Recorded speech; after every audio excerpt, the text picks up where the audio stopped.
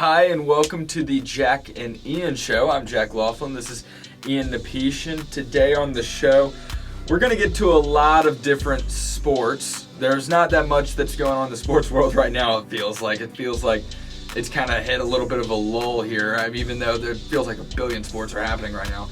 We're going to get to all of the news that's been there, though. It should be still a pretty fun week. Ian, are you ready to start it off with some NFL recap of a week? Yep, totally. All right, so let's just get straight into it with the players of the week, as we do always on the show, and we're gonna choose someone that has had a great season so far, but his team has been up and down this year, especially after they lost to the Jaguars last week, and that is Stefon Diggs of the Buffalo Bills. Stefon Diggs had a great game this weekend over the Jets when they won 45-17. He had 8 receptions, 162 yards, and a touchdown. And I think it's pretty safe to say that the Bills have bounced back after their pretty tragic loss against the Jaguars last week. Yeah, I mean, that said, the Jets are an absolutely pitiful team. Yeah. I mean, they got killed the week before by Indianapolis. Mm-hmm. Let's not pretend that didn't happen. And that was through they were getting gashed every time Indianapolis got the ball. So it's really not all that surprising that a team like this could pick them apart with Stefon Diggs. Mm-hmm. The most impressive thing is he had 8 receptions for 162 yards. That's ridiculous.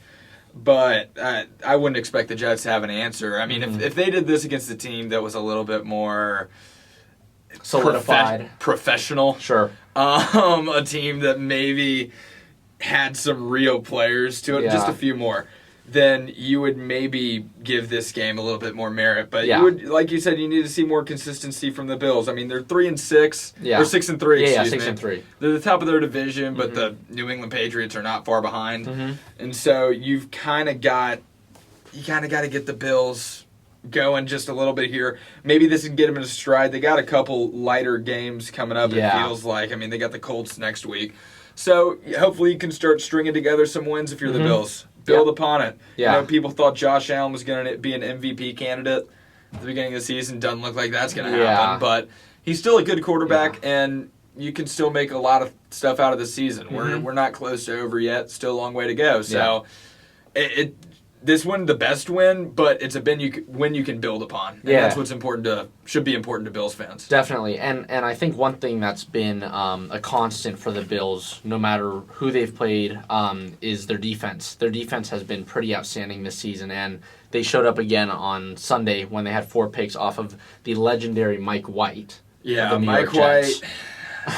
I think that he's kind of aged out. Yeah. Early in his career, it felt like he was, he was obviously a very prominent NFL player early in his career. And now it's just sad to see a player, a player who's been around that long, kind of fall off. You see it all the time. And it's never fun to watch, You see a guy, you love him, he's a fan favorite. He's a bit of a meme. He's basically always been with the Jets organization. Yeah. So he stayed true through it all, through the ups and downs of it all. So it's really tough, and especially since he really had that injury history. Yeah, definitely. He was out for about a third of his career. So who could have foreseen what could have happened if he had had a real shot at it? I think he's probably still going to keep playing. Oh yeah. But, it's sad when you have a guy that kind of, he when he's young he shows so much promise, and then he just gets older and it kind of all goes away.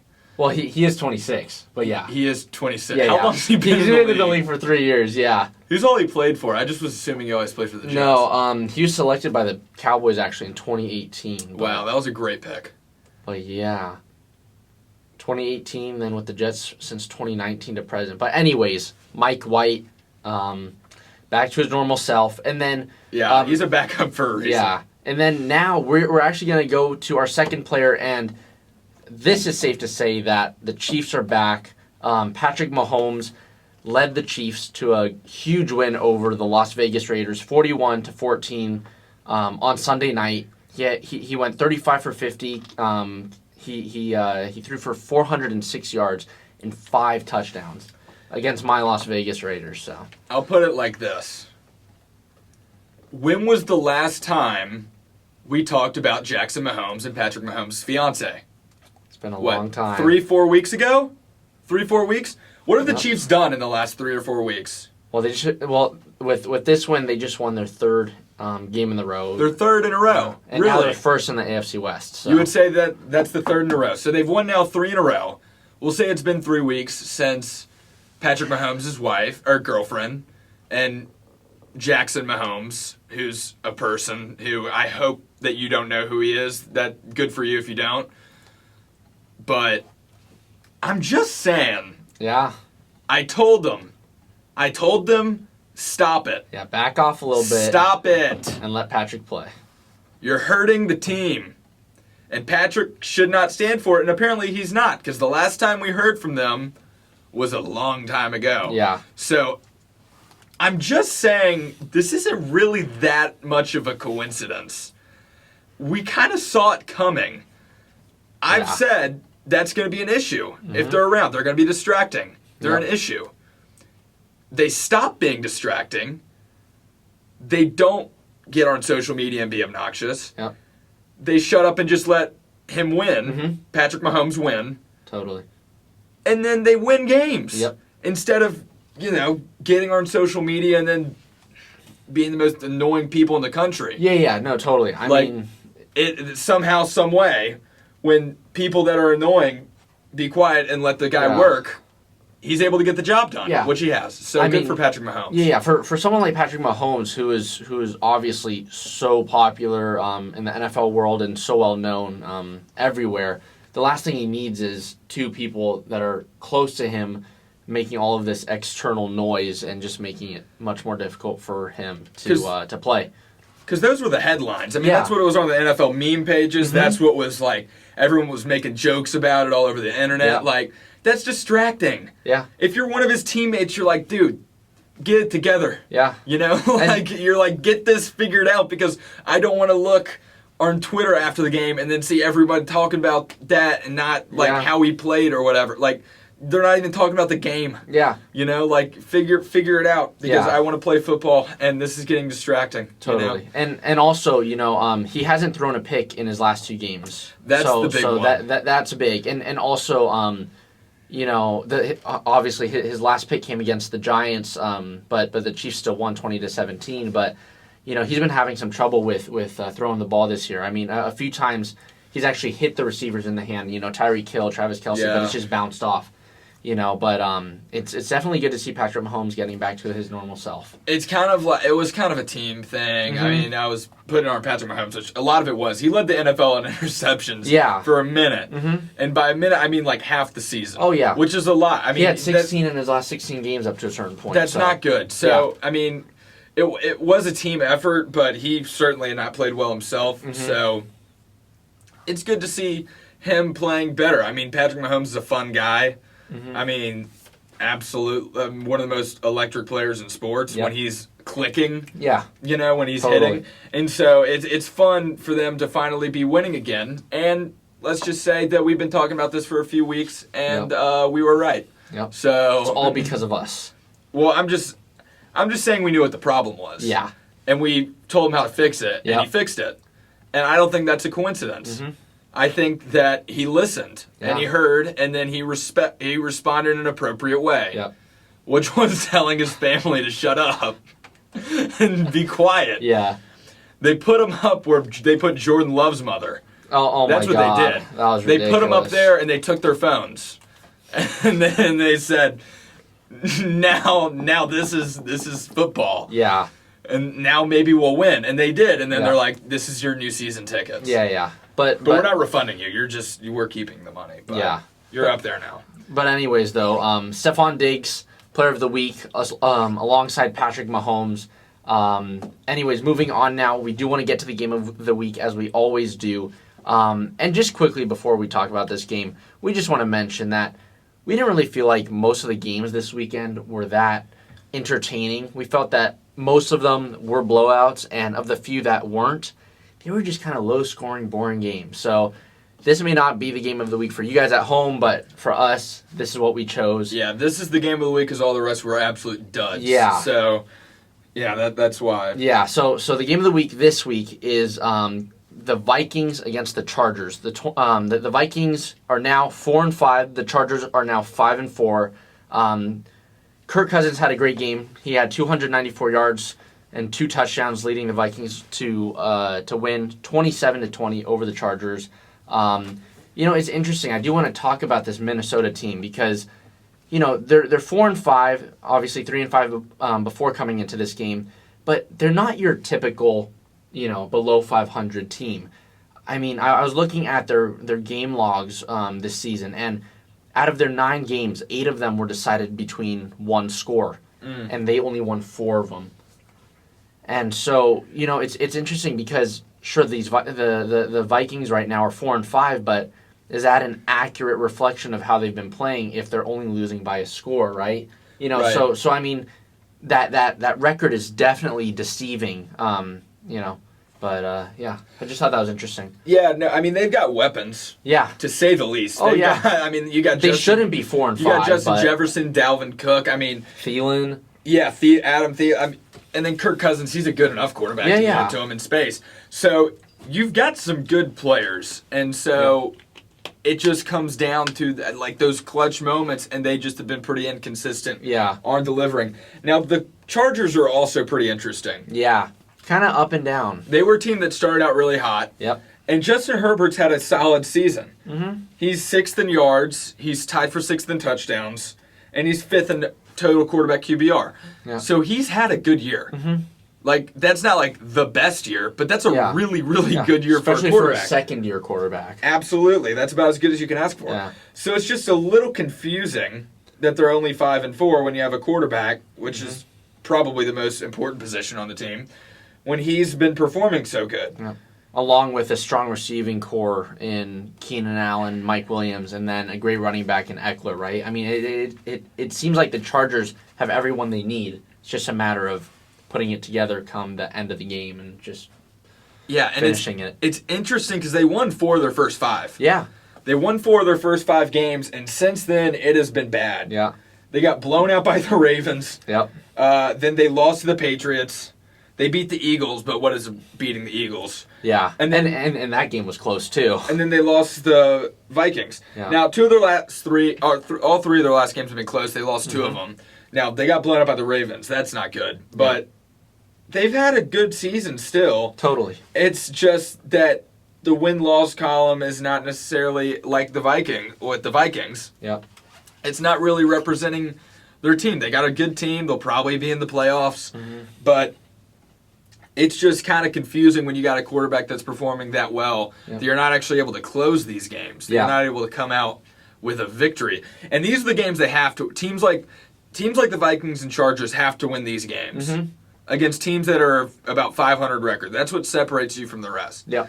You got to beat the teams you're supposed to beat, and then you can probably win 70-60% of the games against 500 teams. And you're allowed to steal 1 or 2 against really good teams, and that means you're in the playoffs. Yep.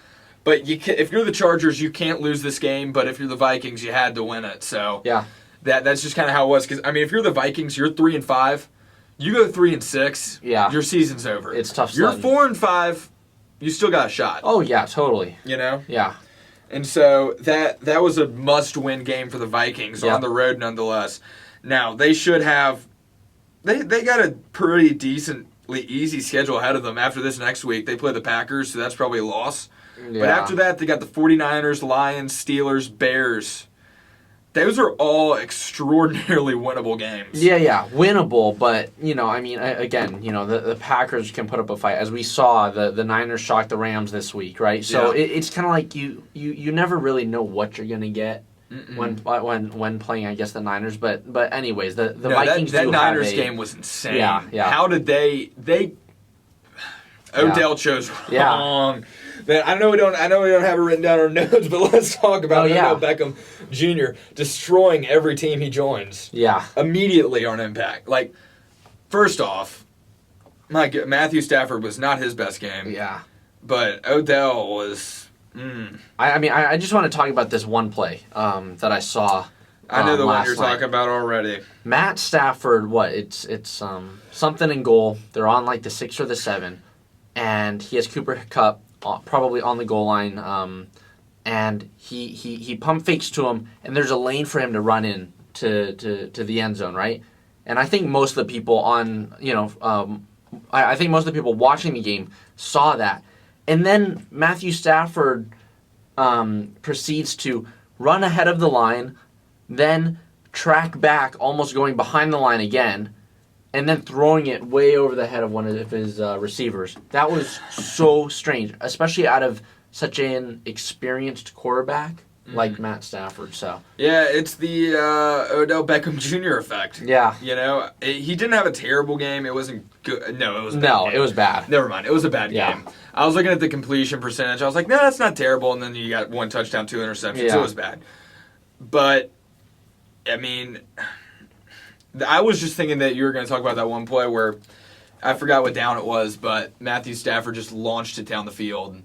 And then it was nowhere like Odell Beckham Jr. just like quit running on the play. Oh, I didn't see that one. Yeah, you didn't see that play? No. He launched it. I only saw part of the game because I came back late. Oh, yeah. This was all over social media. Oh, it was? Yes, he launched it and it literally went. I'm sure I can find it real quick. You probably could find this at home too if you want. It's not. It was a big play in the game. Matthew Stafford literally just launched this thing downfield, and literally. Nobody was there. It was bad. Okay, let me see if I can find this. But yeah, anyways though, the Rams obviously they were going into the game 7-2. Here it is. I found it. Yeah, so he's at the 40. He just launches it downfield. Oh my God. It wasn't even near Odell Beckham Jr. And if you watch, so is that how his dad got the clips of his quarterbacks overthrowing him? Is it because Odell hasn't been running? No, he just quit running around, and so it looked like a terrible throw. But then you watch it from the whole field, and you're like, he quit running. He just assumed that the play was over, I guess. But yeah, it's interesting because I was talking with some folks earlier this week, and kind of on the subject of Odell, and just how selfish do you have to be to have your dad post this video of quarterbacks overthrowing you? I mean, it's okay, it's good to be confident as a player, Odell, but you don't have to be an ass about it. Yeah, I mean, seriously, there's a reason why you're not getting the ball. He was pretty quiet in Cleveland, but people kind of forget how it ended in New York. Mm-hmm. When you go back to that's kind of how it ended. And it did in that way in Cleveland, but he went that way the whole time. In New York, he was kind of that way the whole time. But it's not a surprise, this behavior from Odell about I'm gonna be the game changer. I'm the primary wide receiver. You should just be targeting me. All that crap. It's becoming a trend. So again, I'm not really sure why the Rams felt like they needed to do this. Obviously, now that Robert Woods tore his ACL and is out for the year, maybe it was a good move. But I don't know. I just feel like bringing someone in like Odell Beckham, who can be controversial at times, could kill you as a team. Especially when you're 7-3. The thing is, it's not a talent thing. It's a locker room thing. Yeah. Is you're bringing a dude into the locker room halfway through a season where you're hoping to make it to the championship. Yeah. Now, if he can put his ego aside, it should work. Exactly. Just play. He has to do that. Yeah. Before anything else can happen. Speaking of people putting their egos aside, the Panthers brought back Cam Newton. Yeah. That was interesting. And an apology of all apologies. They brought back Cam Newton, and boy, did it work. Yeah. My goodness. People forget that Cam Newton with the Panthers, they had that undefeated season. Mm-hmm. And they were good that season. I mean, they went 16-0 and lost in the Super Bowl. 15-1. Yeah, they lose the last game of the season. They were undefeated for forever.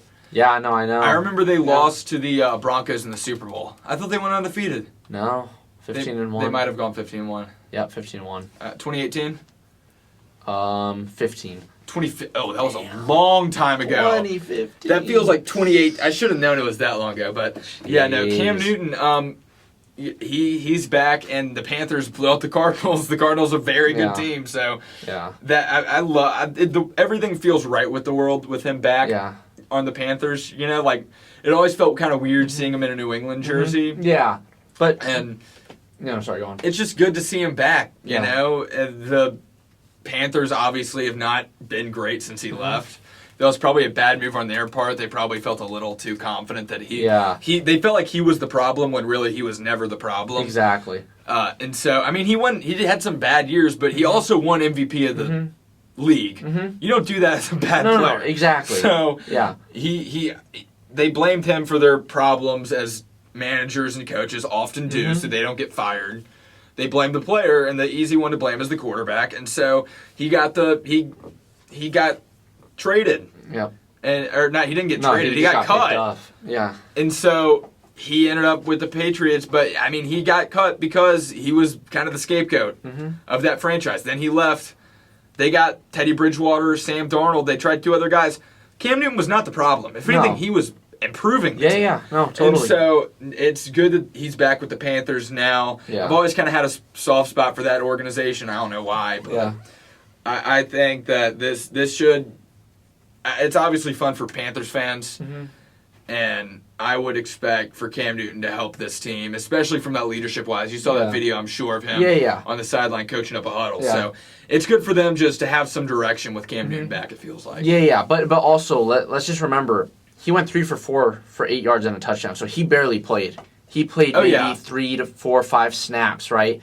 Obviously, he threw for a touchdown and he rushed for a touchdown, which was great, but P.J. Walker still played the entire game. I would expect for Cam to be out there in 2 weeks. No. In 2 weeks, he'll be the starter. Yeah, He just got to learn the playbook and stuff again. Exactly. It's a different coaching staff now. So Ron Rivera is obviously not there anymore. So you've kind of got to just learn the system, a new system. Yeah. And once he learns that, he'll be starting. Yep, totally. But anyways, though, it is great to see Cam Newton back in the Carolina Panthers, blue and white and black. And silver. Don't miss that. We pride ourselves on being a good source of news here, and you're missing silver. I know. But anyways, we on the topic of a team that wears blue, the Lions ended their losing streak this weekend against the Steelers with a tie. Okay. You guys were expecting a win, but no. It's the most Lions way to do it. It's hard to be more miserable than a Lions fan, but I think the Steelers found a way. That fumble at the end. Oh my gosh. Steelers fans found a way to be more miserable. I'm trying to think about how to put this. When you throw the ball with Mason Rudolph 50 times, you're probably not going to win. Yep. Now, I'm not a coach, but if I had Mason Rudolph as my quarterback and Najee Harris as my running back, and we're playing the Lions, who don't have the best run defense, I would feel pretty comfortable handing the ball off. Not necessarily Najee, just anybody. Yeah. I would run the ball 40 times. And they did. I mean, they gave Najee Harris 26 carries, but obviously it wasn't enough to get them over the hump. You would need to run it more. Yeah. Mason Rudolph should not be throwing the ball 50 times. No backup quarterback should be throwing the ball 50 times. Yeah. That's like top 5 quarterback stuff. Like, nobody's doing that. Yep. Nobody. Like, that just doesn't happen. Why is Mason Rudolph throwing the ball 50 times? The dude doesn't play. He's not good. He's not a good quarterback. The last time I heard of Mason Rudolph was when Myles Garrett knocked him out pretty much with that was hilarious. But that was messed up. That was messed up. Funny. But I forgot that happened. Yeah. But yeah, so he played the Lions. The Lions were able to get the tie, which for a Lion is a win. Yep. They say there's no such thing as moral victories. To Lions, there can only be that because they're not going to win any other way. Yeah. So they're tanking for a quarterback by this point. Yep. Jared Goff. By the way, you know what? You know how many NFL teams there are? 32. There are 32 NFL teams. Yeah. Okay, so there are 32 starting quarterbacks. Yeah. There are 32 starting quarterbacks out of 32 NFL teams. If there are 32 starting quarterbacks, how is Jared Goff's QBR 33rd in the NFL? Probably because of folks like Mason Rudolph and PJ Tucker and your PJ Tucker. Oh, yeah. PJ oh, no, Tucker's my God, not PJ Tucker. PJ Walker. My bad. Excuse me. PJ Tucker plays with the Heat. No. Excuse me. He has the 33rd. Remember when we thought he was good? Sean McVay must be like the best coach of all time because he had that offense scoring 50 points in a game. Let's remember that. Mm-hmm. I remember a game where he played the 49ers and he was dropping dimes. Yep. Well, just like that game against the Chiefs. No, Remember? he Like is 40 to 50s, terrible. Jared Goff is awful. My goodness. 33rd QBR in the NFL out of 32 starters. Yeah. He is a very bad quarterback. And let me tell you, those Rams absolutely just scammed. Yep. I mean, I'm talking like No, totally. absolutely sold them the biggest lemon car. Gave him a franchise quarterback. They gave what's his salary? What's Jared Goff making? Let's see. What's he make a year? It could be $1 and it'd be funny. Let's see. Right now with the Lions, he's making $5.6 million. Only that? Yeah, right now. Then 2022 is supposed to be 10.6. Then 2023 is 20.6, and then 2024 is 21.6. There it is. It's the backloaded contract. I was like, there's no, because he's still on his rookie deal. That must be it. His rookie deal must not have expired, so the extension hadn't come into effect yet, or it's just a really backloaded deal. It's a backloaded deal. Is there a team option? Potential out is 2023. How much is he gonna make in 2022? 10.6. Okay, so they can get out of this. Okay, that's good. But still, So either way, that's a lot of money for someone that's performing the way he is. Thank God for that team option. Yeah. Because otherwise, that's an expensive backup quarterback. Yep. He is going to be riding the bench by next year because they're going to have a top pick in the draft, the Detroit Lions. Now, they have many areas of need, so they might not get a quarterback, but it wouldn't hurt to invest in one if you're Detroit. Mm-hmm. So you got a running back with DeAndre Swift. You just need a quarterback. DeAndre Swift had 130 rush yards. Jared Goff, 114 passing yards this weekend. And most of that was in overtime. Yeah. Like, you go look at that box score. Yeah. Most of that was in overtime. Yeah. That he did that. Exactly. Like, he had like a 40-yard pass in overtime. Mm-hmm. He had like 70 yards halfway through the fourth quarter. Yep. That's terrible. Yeah. He's been so bad. Yeah. I mean, so that was a good way to end up a fairly quiet week in the NFL, to say the very least. Anyways, that is going to wrap it up for the NFL segment on the show, and Jack's got some college football news he wants to get to. It was a decently entertaining weekend in college football. Both my teams were embarrassing, TCU and Auburn. TCU lost 63-17. Good Lord, that Oklahoma State defense is good. Yeah. Auburn blew a 28-3 lead. My goodness. So, Saturday, Auburn played at 11 against Mississippi State. We did an interview with Bob Fitzgerald Saturday at 1. So the game was still going on. When I turned the game off to get ready for the interview right before, we were winning. I believe 28-3.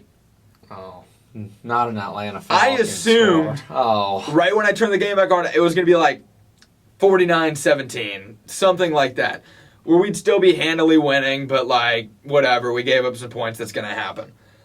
I turned it back on, and we're winning, I think, 28-23. Oh, God. I'm like, we blew it.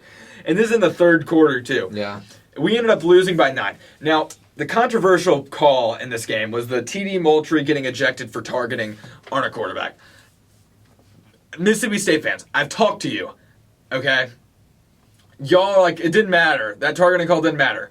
Auburn was down 8 at this point in the game. It was like in the halfway through the fourth. You were down 8. Mississippi State was just out of field goal range. This was a sack. Mississippi State would then be in third and long, like really long field goal range with a really bad kicker. They could easily miss that, meaning it's still a one-possession game with a lot of time left in that fourth quarter.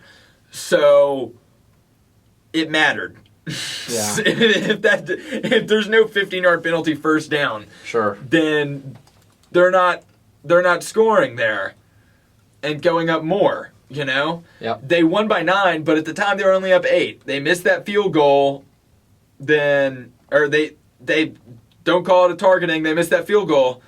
Auburn has a chance to tie it. Yeah. You know? Who knows what would have happened after that, but it was not a targeting call.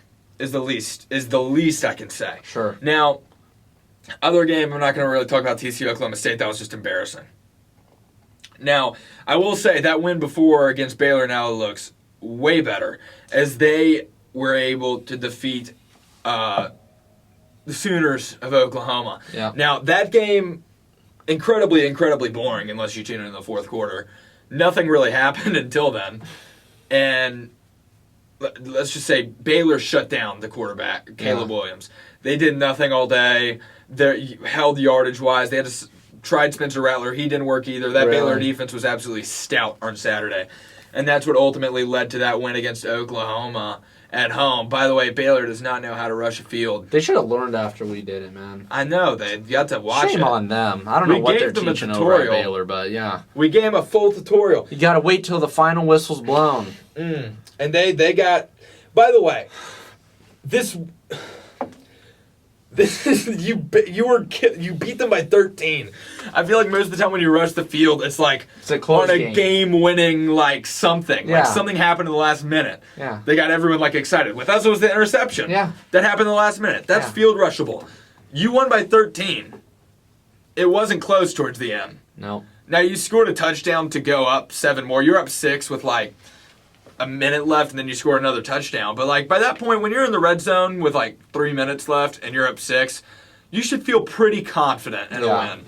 So I don't know if it's field rushable. Sorry to say it. Also, you did a poor job. Gonna be honest. You rushed the field with time left. That's just embarrassing and humiliating. The Sooners coach was pissed. He was. Oh He was God. mad. He was like, get off. Lincoln Riley was mad. Oh my gosh. Yeah, he was not happy about that. Another game, this one made me happy. This one made me smile.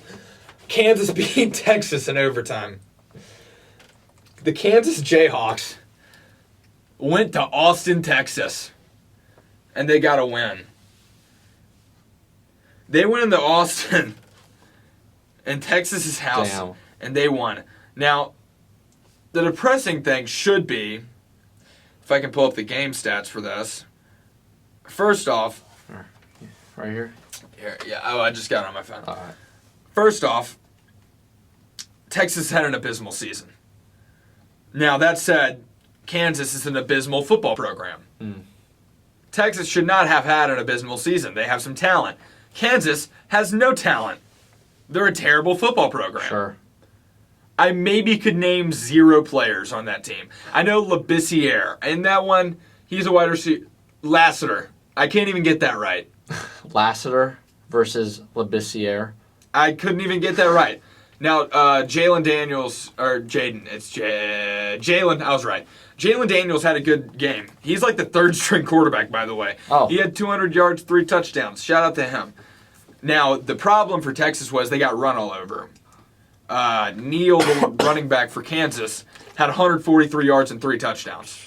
That cannot happen. Now, the issue Texas ran into, and this probably was the moment they lost the game, if I'm going to say it. Yeah. If I had to pick one time, it was probably that time Kansas scored 3 touchdowns in a minute and 25 seconds. That would probably be it. What happened? Now, Picks, fumbles? they tried to stop going with Thompson, who, by the way, had a great game. He had 358 yards and 6 touchdowns. Jeez. So he clearly wasn't the issue. Yeah. I would say that the issue was more when Hudson Card came in, and had a pick 6 and a fumble in like 6 plays. 5-6 plays. Yeah. He had 5 dropbacks, he had a fumble, and he had a interception. So Card did not play that well. Yeah. By the way, you want to guess what his QBR was? Oh, God. What, like 2? 2.5. Oh, my God. He had the QBR of 2.5. So I would probably say that's when they lost. Was when they tried to play him 2 different series in a row. He turned the ball over in what would be their own red zone 2 times in a row. One was a pick 6. One led to Kansas scoring in like 30 seconds. Jeez. Texas gave up 3 this is going into halftime too, so then they have all the momentum. They gave up 3 touchdowns in a minute, 25 seconds. That's what lost the game. And then in overtime, Texas scores, goes up a touchdown. They go up 7. Kansas gets the ball with a chance to respond.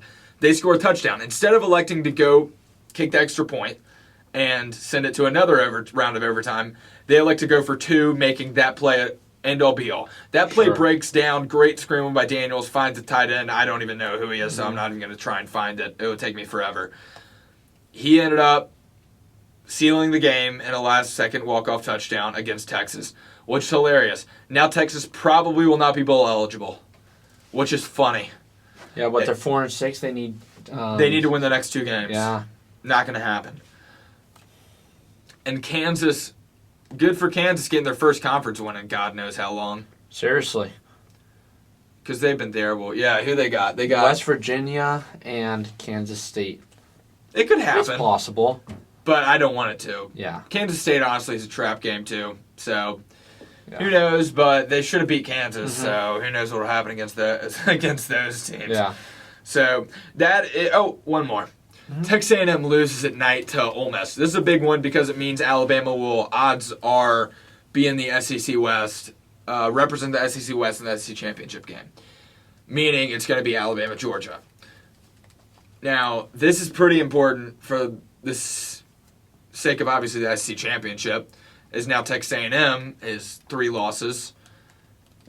Alabama needed Texas A&M to lose, really. Yeah. And Alabama could kind of just coast through the rest of the season, get their wins, and do their job, and be done. Sure. Now, that's probably what's going to happen. We're going to get to see the matchup of number 1 versus number 2 in the country in the SEC Championship, Alabama versus Georgia. That's going to be so much fun. I mean, Georgia's going to kill them, don't get me wrong, because Georgia is the best team in the country, and it's not even close. Yeah. And Alabama has kind of... They've done well against some good teams, but they've been pretty inconsistent overall when you look at it. Like, they killed Ole Miss, who's a good team, but they lost Texas A&M, and they even played Florida close, which, by the way, Florida barely beating Samford. Samford scoring 49.5 is ridiculous.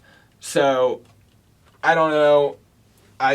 Georgia should win, but it will make it a far more interesting SEC championship game than Texas A&M Georgia. Texas A&M Georgia, Georgia's just going to stomp them. Like, they would just kill them. So, that's going to make it more fun. That's what I got for college football notes. Next sport, I guess, to move on to here would be NBA. Looking at some NBA standings. Yeah. We've now had enough of a sample size to where we can kind of see what's going on.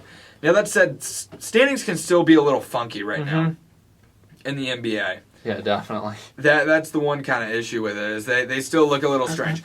I would not expect these to hold all year. I would expect for most of the teams that are doing well right now probably to be decent at least.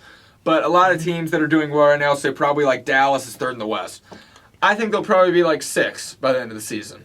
I don't think Jason Kidd's that good of a coach. I think they're pretty not one-dimensional, but I think they rely on Luka Doncic for almost everything. And so if a team has a lockdown defender, like, I don't know, the Grizzlies have Dylan Brooks, or once the Warriors get back Klay Thompson, like someone like that, they can do a pretty good job at least mitigating the damage that Luka Doncic can do. Sure. And so I think that eventually they'll figure out kind of the kid system, and I think they'll probably drop back in those standings. The most shocking team right now is easily the Washington Wizards. Yeah.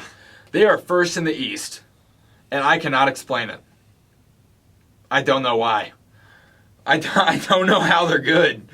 I mean, but they've been good. Granted, they haven't necessarily played the best teams.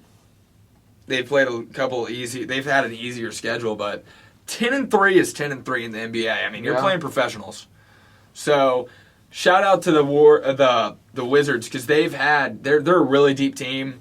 I think they have 9 players that average over 6 points a game. So they're really a by committee thing, kind of led by Bradley Beal and then Montrezl Harrell coming off the bench. Yeah. They've got some guys. They've got some guys, and they play well together. And so I don't think they'll stay 1. I think they'll probably end up being like a 5 seed. Sure. I could see that happening, where they're like kind of middle of the East. Yeah, I mean, honestly, right now it could just be a bit of a early on season fluke. You know, it'll take time for teams to really figure out how to play them. You know. Yeah, that's true, and they've been hot recently. Chicago's been really good because what they've got works. They got a lot of studs on that team. Caruso, Caruso, absolutely. The White Kobe and Michael Jordan and LeBron all put into one. For real. He's legit, and he's coming off the bench too. Yeah. So shout out Caruso. Now the other interesting one is Cleveland is 5th in the East. Yeah. Cleveland should not be fifth in the East. They won't be fifth in the East. They've got good players. Colin Sexton can get buckets. Mm-hmm. Evan Mobley's been the best rookie so far. Yep. They've got some good guys, and they've got a lot of length and height. They've got a lot of length and height, which can disrupt shots. They can get rebounds. So they've been good. Mm-hmm. You know, they've got some guys. Jarrett Allen's been super good. Jarrett for them Allen's this season. been really good for them. Evan Mobley been their best rookie. Colin Sexton, Darius Garland been solid. Darius Garland, it's just interesting to see the dynamics of that team because it feels like they're not necessarily all in, even though they're kind of all in on Darius Garland. Sure. He's led the team in points this year. Okay. They're the definition of by committee. Holy cow! Really? Darius Garland averages 17 points a game. He's the high point. Oh. That's not much for a high point. No. He averages 17 a game. Colin Sexton, 16 a game. Ricky Rubio, 15 a game. Evan Mobley, 14 and a half a game. Jarrett Allen, 14 a game. Lauri Markkanen, 13 a game. Oh, wow. C.D. Osman, 11 a game. Kevin Love, 10 a game. They are the definition of by committee team basketball. So if they can keep it up where they're all hurting you, then I could see them being making the play-in as like a 8-9 seed. Yeah, totally. Because I think they're just kind of they don't have a bunch of experience necessarily. It feels like because Colin Sexton, Darius Garland, Evan Mobley are still young, and those are kind of the core of that team. But you also got like Ricky Rubio and Jarrett Allen, you know. Yeah. So I don't know. What do you think about that? Just do you think that they can sustain something like that? I think they're going to fall back a little bit in the standings. But I mean, again, I do think it's a bit of a kind of wizard situation. You know, I think it'll take some time to figure out how these teams play. Obviously, you know, for the Cavs, they're 15 games in, so being 9-6 for them is fantastic. But I can't imagine them getting any higher than fifth at least. I can see them staying fifth or dropping. Yeah. And I do think that they just might be good enough to get into the playoffs, but not to make some magical Cinderella kind of run. You know, the thing that's interesting kind of looking at these standings, I don't know if you've picked up on this, like when you look at the conferences, is that the West looks about how you would imagine it, like with a couple places off for some of them. Like, again, Mavericks, I wouldn't have them there. Utah, I'd probably have them a little bit higher. Lakers, people maybe expect them to be more around like 5 or so. But for the most part, it's about how we expected in terms of the teams that would be in the playoffs if they were tomorrow. The East is not that. Atlanta and Milwaukee, the two teams that were in the Eastern Conference Finals last year, are both not even in the play. They're not even in the top 10. In a 15-team conference. They're not top 10. Yeah, and I think one thing that kind of needs to be said is that, at least for me as a basketball fan, I feel like whenever I'm looking at the Western Conference, it just seems to be so much more competitive than the Eastern Conference. Obviously, right now it's it's still early, so the standings don't really show that that difference. But I can't tell you how many times I've looked at the seedings for the playoffs over the last few years in the playoff, for the NBA, and it just seems like, okay, I mean, the Eastern Conference, whoever makes it to the finals for them, I mean, that's great, but there's probably a handful of Western Conference teams that can probably beat them, Yeah. So, I mean, it's just something that I've found interesting, over the last couple of years. But yeah. It's just weird for me to see Milwaukee and Atlanta down there. I mean, Atlanta, I could probably. Milwaukee, it's because of injury. Yeah, they've had some guys have really good year this year. Like Grayson Allen's been great, but otherwise they've just had injury issues with a lot of guys that get minutes with them. So that's a little more understandable. From Atlanta, though, I mean, Trae Young's been good. Bogdanovich has been good. Reddish has been good. I mean, they've all played. For the most part, I mean, they haven't been missing guys. Basically, everyone's played at least 14 games, 11. Everyone's had like 10 games or so at least. Like, they've been getting minutes for their guys. It just isn't hitting like it used to necessarily. They've won 2 in a row now, so maybe they'll turn it around. But before that, they've lost. They've won 2 in a They've won 2 in a row, meaning they only won 1 of their last 8 before that. So they were on a real skid there for a minute. So I would expect them to kind of figure it out eventually. But it is disappointing for them right now, to say the least, when they look at the standings and look at their record. The West, it makes a lot more sense. I mean, it's what you would expect. Houston, New Orleans, San Antonio, Minnesota, Oklahoma City, bottom 5. It's going to stay that way, too. That's not gonna change through the season. Sacramento, Portland, Memphis, probably all three teams that are going to be in the play-in, and then probably like the Clippers or Dallas, maybe even the Lakers again are going to be the other teams. So Western Conference is pretty much how you would expect. But the East is, I don't know what you make of that, but the East has been just weird. Yep, totally. I totally agree. It's been strange. But anyways, that's going to wrap up the NBA portion of the show. And right about at this time, this is when you guys are going to expect us to toss it to Jackson. But Jackson has got some work tonight. He is unable to join us. He's got his second bye week of the year. Yeah. Which is very interesting. I think that's a new rule in the world of sports, two bye weeks. Yeah. Anyways, we are going to move on to just some quick MLB news. We do want to talk about some of the end of the year awards. Last night, which would be Monday, because the videos are going to come out Wednesday. On Monday night, the MLB announced the Rookies of the Year. So the AL Rookie of the Year, Randy Arozarena of the Tampa Bay Rays, he won Rookie of the Year. He finished the season with a .274 batting average, 69 RBIs, and 94 runs. This was official. Like this year was his official rookie year, but this is the third season he's played in. He's played for the Cardinals already. Then he played for the Rays last season, and then this year. But it's just those first 2 years he didn't play nearly enough games to really to actually qualify as a full-fleshed rookie. Right. So I thought that was kind of interesting. But anyways, Randy Arozarena, AL Rookie of the Year.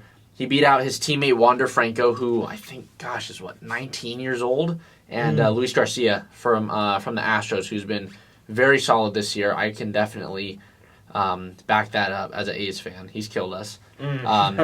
Anyways, on the flip side in the NL, Jonathan India of the Cincinnati Reds has won the NL Rookie of the Year. He finished the season with a batting average of .269, 69 RBIs, and had 98 runs, beating out Dylan Carlson of the Cardinals and Trevor Rogers of Miami. So I thought that was pretty interesting. And now I do want to talk about the Managers of the Year. In terms of the NL Manager of the Year, Gabe Kapler, to me, that's who it should have gone to. What he's done with the Giants this year was pretty spectacular. Nobody expected the Giants to make it as far as they did or to do as well as they did. I'm pretty sure that that all of the so-called top bettors in Vegas had the Giants super low on the list of teams that could possibly make it to the playoffs. But they won their division, made it to the playoffs, got knocked out by the Dodgers on that terrible call, terrible check swing call. But anyways, Gabe Kapler won NL Manager of the Year. I definitely think that's deserved. And then when it comes to the AL Manager of the Year, Kevin Cash of the Tampa Bay Rays won. The Rays were 162, so good record. Great record, fantastic record. But I don't know. Part of me feels like Kevin Cash is a good manager. But, I think you also have to look at, what have they done since the year before? Obviously, they've performed well, just like they did last year. But there's another manager in my mind that I think very easily could have won, and that's Scott Service of the Mariners. Nobody expected the Mariners to do as well as they did this year. 90-72 for the Mariners. That's a winning record for them, They ended up being second in the AL West, behind the Astros and right above the Oakland Athletics. And, obviously Kevin Cash is a great manager, don't get me wrong. It's just kind of, okay, has he improved? Or is he doing the same thing with the same team? Whereas Scott Service has done wonders for the Mariners. So it's just the thing is it's hard to look away from a record like 162. Exactly. That's why I won. But I get the idea of a guy that is able to outperform and turn a franchise really around. You know, definitely. So that for the most part, I feel like those are probably pretty good choices for all those awards. Yeah. In general, for sure. Anyways, moving on to soccer now. So you think you know about soccer? Yes. So I'm not going to get too analytical at all. This is just a bit of a wrap-up about the international break that just happened and is still currently going on. As of right now, international teams are playing in World Cup qualifiers all around the world to qualify for the 2022 World Cup, which will be held in Qatar.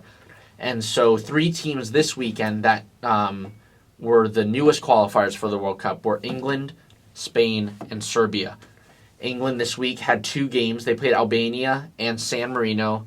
Harry Kane scored 7 goals in 2 games, and England actually beat Albania 5-0, and then they beat San Marino 10-0. Whoa. So, I mean, San Marino's a country? Yeah. I mean, Albania and San Marino aren't anything special, so it's expected. It's just 5 and 10-0. That's pretty crazy.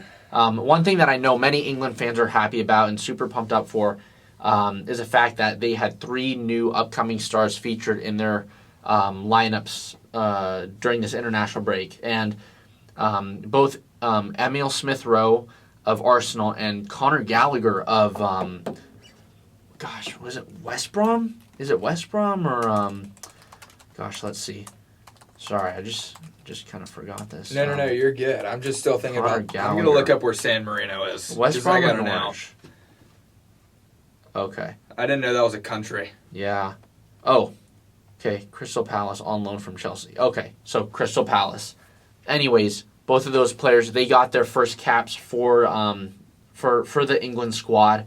Jude Bellingham was tossed in there as well. So again, England is going in the correct direction. And having these 3 guys joining the team and joining the veterans is even better for them looking into the future. So, yeah, and then for those of you at home wondering, San Marino is like right above Italy. Yeah. So I did not know that was a country.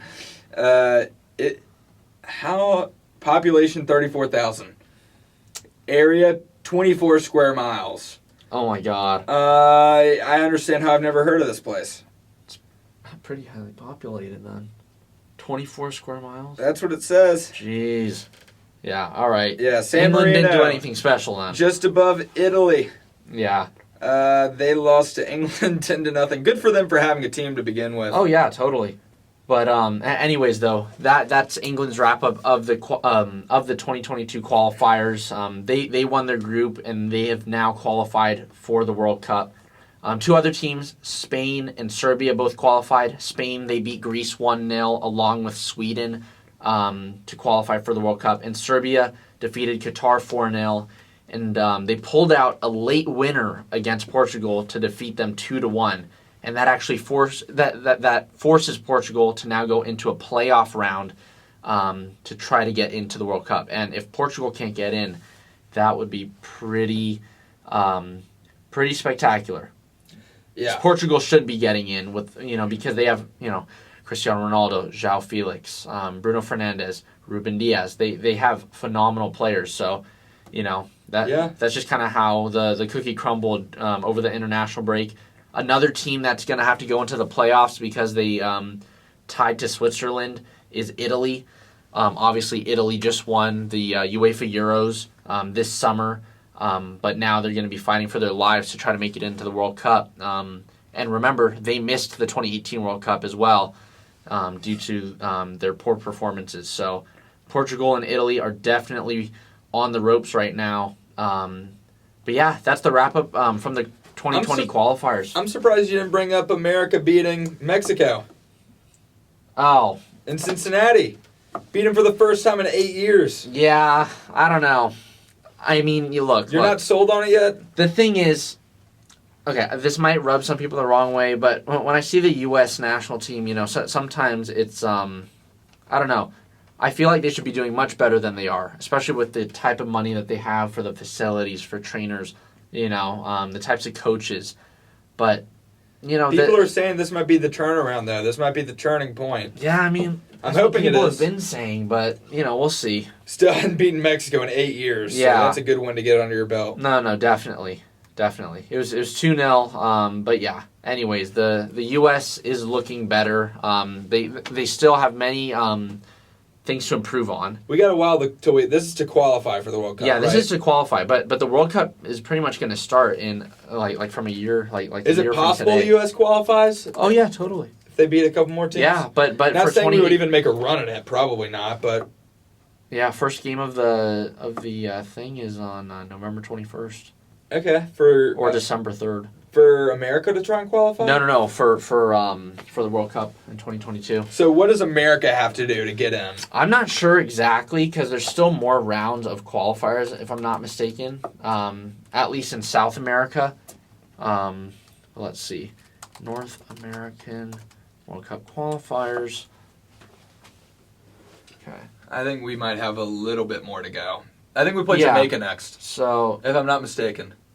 No, they played Jamaica today. They tied 1-1 today. Okay. But yeah, U.S. is going to play El Salvador later in January, then Canada, then That's Honduras. easy money. We'll beat Canada. Ooh. Easy money. Ooh, no. We're America. They're Canada. It doesn't work. Yeah, but the U.S. tends to it doesn't work. Drop off. Then they play Mexico, Panama, Costa Rica. We'll beat Canada. So yeah, we'll see what happens. But as long as we beat Canada, I mean, who even cares about the rest of that? You know?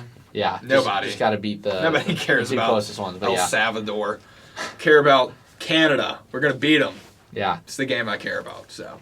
Anyways, though, thank you so much for joining us on another edition of the Jack and Ian Show. That is going to be the end of the video, but if you do want to follow us for more content and keep up to date with all sports news, make sure to check us out on YouTube and subscribe down below. Also, check us out on Instagram and Spotify at the Jack and Ian Show. As you guys remembered, we had the pleasure of interviewing Bob Fitzgerald, legendary basketball announcer and Golden State Warriors announcer, on Saturday. So thank you so much to Bob. We really appreciated his time. And thank you to you guys for the continuous support. I know I've said it so many times, and maybe it's becoming a bit redundant, but Jack and I, Jackson, Joseph, we all appreciate the support that we're getting from you guys. So yes, 100%. Yeah. Anyways, we will see you guys next week. Thank you all.